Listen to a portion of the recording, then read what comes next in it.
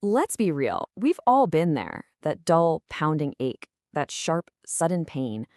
Our first instinct is usually just to make it stop. But what if that headache isn't just random noise? What if it's actually a signal? Today, we're going to learn how to decode exactly what that pain might be trying to tell you.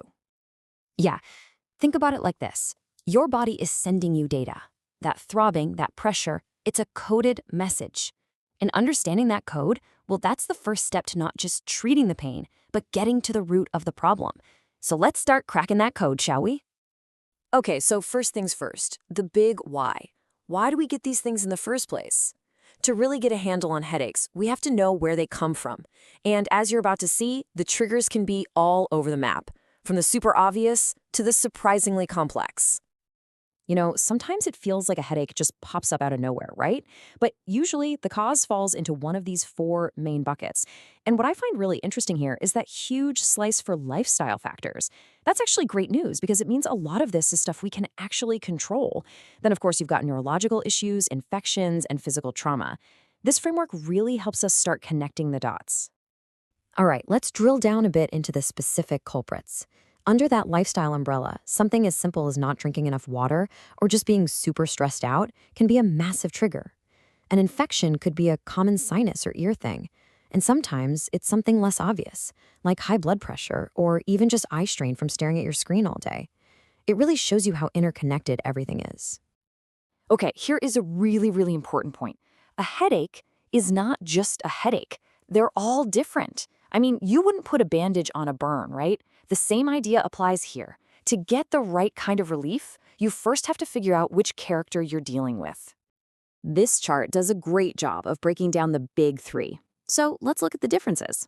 A migraine is often a one-sided affair, and it brings along some nasty friends like nausea and light sensitivity. A tension headache, on the other hand, is more of that all-over squeezing pressure. And then you have cluster headaches. Whoa, those are intense, piercing attacks, usually focused right behind one eye. Learning these patterns is like being your own health detective. I absolutely love this analogy because we've all felt something like it. That feeling of a constant, dull pressure on both sides of your head. Almost like you're wearing a headband that's just a little too tight.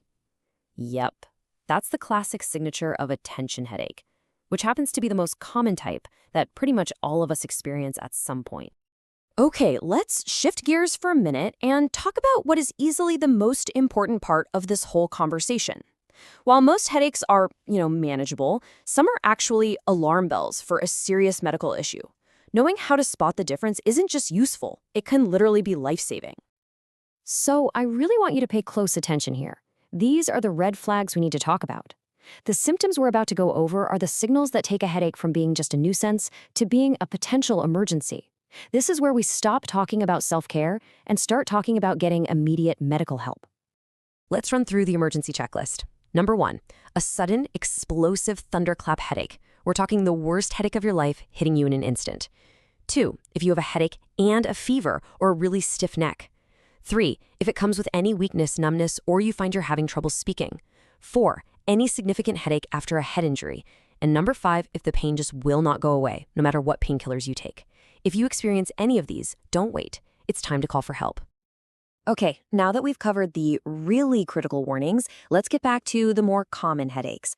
The good news is we have a really powerful toolkit we can use for both preventing them and treating them when they do decide to show up. This is basically our first aid kit for common headaches, and honestly, it's pretty powerful. Staying hydrated, that's a no-brainer. Your brain is mostly water. And the old trick with a compress? A cold one can help constrict blood vessels, which is often great for migraines, while a warm one can relax those tense muscles that cause tension headaches. Even simple things like managing your stress or drinking some herbal tea can be an incredibly effective defense. And this brings us to a key decision point, a fork in the road. For your run-of-the-mill headache, all those home remedies we just talked about are your best bet. But if the pain is persistent, if it's getting worse, or if the pattern just seems different, then it's time to move from the self-care column over to the professional medical care column. So when do you actually make that call to a doctor? Well, it's when your headaches become a frequent visitor, showing up all the time. It's when the pain starts getting worse over time, or when the usual over-the-counter meds just stop working. And maybe most importantly, if they start interfering with your daily life, your work, your sleep, anything. That's the clearest signal you can get to go seek professional advice. And that really brings us full circle, right back to where we started. A headache isn't just a pain to be silenced with a pill. It's a form of communication. It could be your body asking for more water, for less stress, or even just telling you it's time for an eye exam. So the final question isn't really how to stop the pain, but rather, are you listening to the message?